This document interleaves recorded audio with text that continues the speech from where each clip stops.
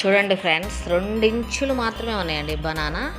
అసలు ఎంత తీయగా ఉన్నాయనండి ఆ పండినవి కూడా. చూడండి చూడండి ఫ్రెండ్స్, అసలు 2 ఇంచులు మాత్రమే ఉన్నాయండి బనానా.